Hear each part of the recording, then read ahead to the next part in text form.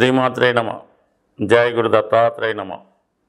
ఈ వీడియోలో మనం మీనరాశి వారికి జూలై 1 నుంచి 15 మధ్యలో పక్ష ఫలితాలు తెలుసుకుందాం. మరి ఈ రాశి వారికి చాలా వరకు ఈ రాబోయే 15 రోజులు కూడా ఒక అద్భుతమైనటువంటి యోగం ఏర్పడింది. చతుర్థ స్థానంలో శని గురువుల కలయిక వల్ల రాశ్యాధిపతి గురువు చతుర్థ స్థానంలో ఒక విధంగా ఈ రాశి వారికి ఏదైనా విద్యా సంబంధించిన విషయాలు, వాహనానికి సంబంధించినవి, మాతృ సంబంధించిన విషయాలు ఇవన్నీ కూడా జాతకుడికి అనుకూలంగా ఉంటూ ప్రశాంతంగా తన యొక్క వృత్తి వ్యవహారాలు నిర్వహించుకోవడానికి కూడా ఈ గురువు 4వ స్థానంలో చాలా హ్యాపీగా ఉండడం జరుగుతుంది. ఇప్పుడు రవిగ్రహం అక్కడ కలగడం వల్ల జాతకుడు ఏదో సాధించాలనే పట్టుదల కలుగుతూ ఉంటుంది. ఆ కారణం వల్ల తన యొక్క ప్రయత్నాలు సక్సెస్ అయ్యే అవకాశం ఉంటుంది. గురువు ఈ రాశి వారికి దశమాధిపతి, అంటే వృత్తికారకుడు. ఏ కర్మ చేయాలి, జీవితం ఏ విధంగా పోషించుకోవాలి, ఇవన్నీ కూడా గురువు యొక్క బాధ్యత.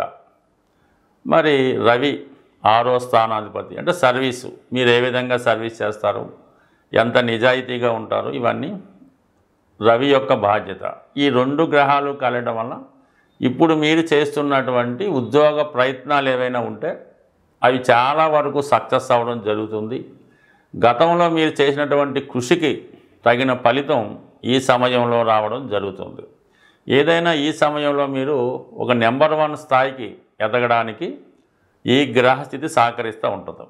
అటు విద్యారంగంలో ఉన్న, ఫైనాన్స్ రంగంలో ఉన్న, ఎందులో అయినా ఉండడం వండి కంపల్సరీగా మీకు తగిన గుర్తింపు రావడం జరుగుతూ ఉంటుంది. ఇది మీ యొక్క జీవిత ధ్యేయాన్ని, సంతృప్తికరమైనటువంటి మీ సక్సెస్ని మీకు చాలా వరకు ఆనందాన్ని ఇవ్వడం జరుగుతూ ఉంటుంది. అటు ప్రభుత్వ ప్రోత్సాహం జరుగుతుంది. మీ యొక్క సంస్థలో, అంటే మీ యొక్క సొసైటీలో, మీ యొక్క సర్కిల్లో మీకు ఒక ప్రత్యేకమైన గుర్తింపు ఈ సమయంలో రావడం జరుగుతూ ఉంది. ఇక శుక్రుడు 3వ స్థానంలో ఉండడం వల్ల, స్వక్షేత్రంలో ఉండడం వల్ల మీకు మీ మిత్రుల సహకారం, మీ అభిమానుల సహకారం కంపల్సరిగా లభిస్తూ ఉంటుంది. మీరు చేస్తున్న ప్రయత్నానికి వారి యొక్క సహకారం కంప్లీట్గా రావడం జరుగుతుంది. 3వ స్థానంలో ఈ శుక్రగ్రహం కొత్త పరిచయాలు ఏర్పడుతుంటాయి. ఏదైనా ప్రయాణంలో కానీ, ఒక వివాహ వేడుకలో కానీ ఎవరో ఒకరు మీకు పరిచయమై వారు మిమ్మల్ని మీలో ఉన్నటువంటి పాండిత్యాన్నో విద్వత్తునో విశ్వసించి వారు మీకు ప్రోత్సహించడం, మిమ్మల్ని కంప్లీట్గా నమ్మడం కూడా జరుగుతూ ఉంటాయి. ఈ కారణం వల్ల కొత్త పరిచయాలు ఏర్పడతాయి. వారి సహకారం మీకు లభిస్తుంది. కొత్తగా స్నేహం ఎప్పుడూ బాగుంటుంది కాబట్టి వారి యొక్క స్నేహంతో కొంత పురోభివృద్ధి, ఎంకరేజ్మెంట్ కూడా మీకు రావడం జరుగుతుంది. 5వ స్థానంలో బుధగ్రహ సంచారం, అంటే సప్తమాధిపతి 5లో ఉండడం, 3లో శుక్రుడు ఉండడం కొన్ని కొత్త పరిచయాలు ప్రేమ వరకు దారితీయచ్చు. లేదా మీకు ఆల్రెడీ చాలా కాలంగా పరిచయం ఉన్నటువంటి అమ్మాయి లేదంటే అబ్బాయి మీ కొలీగ్ కావచ్చు, ఇరుగు పొరుగు అబ్బాయిలు అవ్వచ్చు, మీతో కలిసి చదువుకున్నటువంటి అమ్మాయి కానీ అబ్బాయి కానీ ఈ సమయంలో వివాహ విషయంలో ఒక నిర్ణయానికి రావడానికి జరిగే అవకాశం ఉంది. దానికి కొన్నాళ్ళు టైం తీసుకున్నా కొంతకాలం పాటు ఒకరినొకరు అర్థం చేసుకొని ఇది తర్వాత వివాహానికి వెళ్ళడానికి కూడా సహకరించే అవకాశం ఉంటుంది. అంటే ఎందుకంటే ఇప్పుడు ప్రస్తుతం రాశిలో శని సంచారం ఏదో ఒక బాధ్యత మిమ్మల్ని ఇబ్బంది పెడుతూ ఉంటుంది. ఏదో చెల్లెలికి పెళ్ళే వాళ్ళను, అక్కకు పెళ్ళే వాళ్ళను, ఏదో ఒక సమస్య, మదర్ ఆరోగ్యం, ఏదో ఒక ఇబ్బంది వల్ల మీరు వివాహ విషయంలో, అంటే వాళ్ళు మీకు అవకాశం ఇచ్చినా వాళ్ళు పరస్పరం ఒప్పుకున్నా ఈ కారణాల వల్ల వివాహాన్ని కొంతకాలం పాటు వాయిదా వేసుకొని మీ బాధ్యతను మీరు నిర్వహించవలసిందిగా ఉండడం జరుగుతూ ఉంటుంది. అంటే శని బాధ్యత పెంచుతూ ఉంటాడు. ఆ బాధ్యత తీర్చుకోవడానికి కూడా ఒక విధమైన ప్రయత్నాన్ని కూడా ఇవ్వడం జరుగుతూ ఉంటుంది. సో ఈ కారణం వల్ల మీరు కంపల్సరీగా అటు మీ బాధ్యతలు నిర్వహించుకుంటూ చక్కగా ముందుకు వెళ్ళవలసి ఉంటుంది. 6వ స్థానంలో కుజ కేతు గ్రహాలు కూడా మీకు ఈ విజయం చెప్తూ ఉంటుంది. ఒక కోర్టు సమస్యలున్నా, ఇంటర్వ్యూలో నెగ్గాలన్నా, అటు క్రీడా రంగం అవ్వచ్చు, వైద్య రంగం అవ్వచ్చు, ఏ రంగంలో ఉన్నా మీకు కంప్లీట్గా సక్సెస్ అన్నది 100% రావడం జరుగుతూ ఉంటుంది. సో అలాగే కేతు కుజుడు కలిసి ఉండడం వల్ల మీలో నైపుణ్యం పెరుగుతూ ఉంటుంది. ఇది వైద్య వృత్తిలో ఎవరైతే ఉంటారో వాళ్ళకి కుజ కేతువులు ఏదన్నా మంచి సర్జన్స్గా పేరు తీసుకురావడం జరుగుతూ ఉంటుంది. క్రీడా రంగంలో ఉన్న వాళ్ళకి చాలా టైం టు టైం అది బాగా కెప్టెన్గానో ఒక క్రీడాకారుడు చాలా కష్ట సమయంలో ఆదుకొని ఒక అడ్డంగా నిలబడే గోడలాగా ఈ 6వ స్థానంలో కుజకేతువులు ఈ మీనరాశి వారికి చాలా సహకరిస్తూ ఉంటారు. అంటే ఒక ఆశ్చర్యపోయే టాలెంట్ మీలో కనబడుతూ ఉంటుంది. సాధారణంగా మీనరాశి వాళ్ళు చాలా స్వభావ సిద్ధంగా మెత్తని వారై ఉంటారు. కానీ ఏదైనా పని వచ్చినప్పుడు ఇటువంటి కాంబినేషన్ ఏర్పడినప్పుడు మొత్తం మీ యొక్క శక్తిని అంతా ధారపోసి ఆ ప్రయత్నం నెరవేరే విధంగా అడ్డుగా మీరు నిలబడి ఆ సమస్యని బయటపడే అవకాశం కనబడుతూ ఉంటుంది. చాలామంది ఆశ్చర్యపోతుంటారు, వీరైనా ఇంత గొప్పగా ఇది సాధించారు అన్న విషయాన్ని మీకే కొన్ని సందర్భాల్లో ఆశ్చర్యం కలుగుతూ ఉంటుంది. అటువంటి ప్రదర్శన, అటువంటి టాలెంటు ఈ సమయంలో మీకు కనబడడం జరుగుతూ ఉంటుంది. ఇవన్నీ బాగున్నప్పటికీ కూడా 12లో ఉన్నటువంటి రాహు మిమ్మల్ని రాంగ్ డైరెక్షన్ వైపు ప్రయాణించే వాళ్ళు కొంతమంది ఉంటారు. మీ యొక్క తెలివితేటల్ని, మీ యొక్క సక్సెస్ని ఇతరులు ఉపయోగించుకొని వారు క్యాష్ చేసుకునే ప్రయత్నంలో మిమ్మల్ని రాంగ్ డైరెక్షన్గా ఇచ్చి చిన్న చిన్న రాంగు ద్వారిలో నడిపించే ప్రయత్నం చేస్తూ ఉంటారు. ఏదో ఒక బలహీనతకు మిమ్మల్ని లోనయ్యే విధంగా ఎరచూపే ప్రయత్నం చేస్తుంటారు. కాబట్టి అటువంటి వాటి నుంచి నెమ్మదిగా తప్పుకొని మీ టాలెంట్ను మీరు నమ్ముకొని ముందుకు వెళ్తే 100% ఈ సమయంలో పూర్తి సక్సెస్ రావడం జరుగుతుంది. జూలై 1 నుంచి 15వ తారీఖు మధ్యలో ఉన్నటువంటి గ్రహస్థితి పరిశీలించినప్పుడు ప్రారంభంలో గ్రహాలన్నీ కూడా రాహు కేతువుల మధ్య ఉండడం జరిగింది. ఈ కారణం వల్ల ఏదంటే గోచారీత్యా ఏర్పడినటువంటి ఈ అపసవ్య కాలసర్పదోష ప్రభావం వల్ల చేసే ప్రయత్నాలు ఏదో విధంగా అడ్డు తగలడం జరుగుతూ ఉంటుంది. శని మీనరాశిలో సంచారం, శుక్రుడు స్వక్షేత్రంలో సంచరించడం, గురు అలాగే రవి మిథున రాశిలో, కర్కాటకంలో బుధుడు, సింహరాశిలో కుజకేతువుల సంచారం ఈ 15 రోజులు జరిగే అవకాశం ఉంది.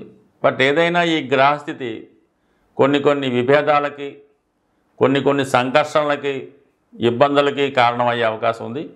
కొన్ని అనుకోని ప్రమాదాలు కూడా జరిగే అవకాశం ఉంది.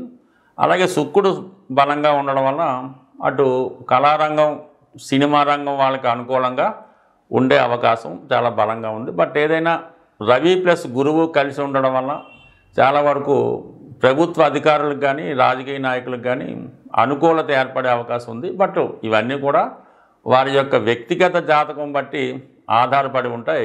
మనకి ఈ గ్రహాల స్థితిని అనుసరించి చేసుకునే పరిహారాలను బట్టి గ్రహాల యొక్క అనుకూలత రావడం జరుగుతూ ఉంటుంది. ఈ మనం జూలై 1 నుంచి 15వ తారీఖు అంతా కూడా ఆషాఢ మాసంలో ఉండడం వల్ల ఇది అమ్మవార్లకి చాలా ఇష్టమైనటువంటి నెల. ఈ సమయంలో అమ్మవారిని ఆరాధించడం వల్ల వారి యొక్క అనుగ్రహంతో జాతకుడికి ఉన్నటువంటి ఈతి బాధలు, సమస్యల నుంచి బయటపడడం జరుగుతూ ఉంటుంది. సో ఏదన్నా ఒక జాతకుడు జీవితంలో అదృష్టవంతుడిగా మారాలంటే గురుగ్రహ అనుగ్రహం తప్పనిసరిగా ఉండవలసి ఉంటుంది. అటువంటి గురు పౌర్ణిమ ఈ నెల అంటే జూలై నెల 10వ తారీఖున ఈ గురు పౌర్ణిమ రావడం జరుగుతుంది.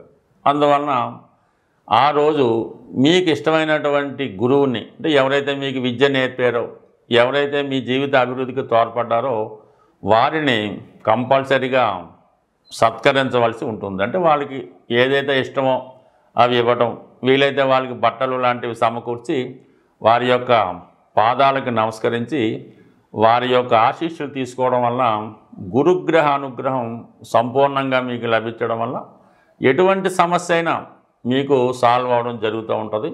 అలాంటి అవకాశం లేని వాళ్ళు మనకి ప్రత్యక్షంగా ఉన్నటువంటి ఇప్పుడున్నటువంటి దత్తాత్రేయుడు, సాయిబాబా వారు, రాఘవేంద్ర స్వామి, ఏ గురువైనా అనవసరం. అటువంటి గురువుని మీరు ఈ నెలలో ఎస్పెషల్లీ గురు పౌర్ణిమ నాడు సేవించడం వలన మీకు గురుగ్రహ అనుగ్రహంతో జాతకంలో ఉన్నటువంటి సమస్యలు తొలగి చాలా సక్సెస్ఫుల్గా ముందుకెళ్ళే అవకాశం ఉన్నది. అలాగే ధనం సంపాదించడానికి, మీ యొక్క అన్ని సమస్యలు తీరడానికి ఒక చక్కని పరిహారం చెప్పడం జరుగుతూ ఉంటుంది. ఈ ఆషాఢ మాసంలో ఏదైనా ఒక గురువారం కానీ లేదా శుక్రవారం కానీ మరి ఏ రోజైతే మీకు అనుకూలంగా ఉంటుందో ఆ రోజు మీ యొక్క గ్రామ దేవత, మీరు ఏ ఊరిలో ఉన్నారో ఆ ఊరికి సంబంధించినటువంటి గ్రామ దేవత ఆలయంలో విధి విధానంగా అమ్మవారికి పూజించి చలిమిడి నైవేద్యంగా సమర్పించవలసి ఉంటుంది. అంటే చలిమిడి అంటే చాలా ప్రాంతాల వారికి తెలిసి ఉంటుంది, కొన్ని ప్రాంతాలకు తెలియకపోయినా అది ఏ విధంగా తయారు చేసుకోవాలన్నది ఆటోమేటిక్గా మీకు తెలిసే వస్తుంది. చలిమిడి నైవేద్యంగా పెట్టడం వల్ల, అలాగే ఇది వీలు కాని పక్షంలో కనీసం ఈ గోధుమ పిండి ఈ కొబ్బరి కలిపి అప్పాలను తయారు చేస్తుంటారు. ఇవి ఎక్కువగా పూరి జగన్నాథ స్వామి ఆలయంలో అక్కడ సాంప్రదాయంగా ఈ వంటకం తయారవడం జరుగుతూ ఉంటుంది. అందువల్ల అప్పాలు కానీ, అరిసెలు కానీ, జిలేబీ కానీ మీ గ్రామదేవత ఆలయంలో ఈ గురువారం కానీ శుక్రవారం కానీ అమ్మవారికి బోనంగా అంటారు కొన్ని ప్రాంతాల్లో, నైవేద్యంగా సమర్పించి కంప్లీట్గా ఆ ప్రసాదాన్ని భక్తులకి పంచిపెట్టడం వల్ల ఎటువంటి సమస్య అయినా, ఎటువంటి ఆర్థిక సమస్య అయినా 100% నెరవేరుతుంది. వీలైతే ఆషాఢం 4 గురువారాలు చేసి చూడండి. కొన్ని ప్రాంతాల్లో ఆదివారం అయినా ఇబ్బంది లేదు. బట్ ఏదైనా ఈ రెమెడీ చేసిన రోజు కొద్దిగా నీసు మాంసాలు తినడం కానీ, మద్యం మధువు అలాంటి వాటికి దూరంగా ఉండాలి. కాబట్టి ఈ ప్రసాదం తీసుకున్న వాళ్ళు కూడా ఆ విధంగా నియమంగా ఉండాలన్నమాట. అప్పుడే ఆ ఫలితం మీకు రావడం జరుగుతూ ఉంటుంది. అందుకని ప్రసాదాన్ని కూడా ఎవరికి పడితే వారికి పంచడం అది జరగదు. అందుకని మీరు గురువారం కానీ శుక్రవారం అయితే ఈ పరిహారం పాటించడం వల్ల కేవలం మీకు 2-3 రోజుల్లోనే ఆ ఫలితం కనబడే అవకాశం ఉంటుంది. స్వస్తి.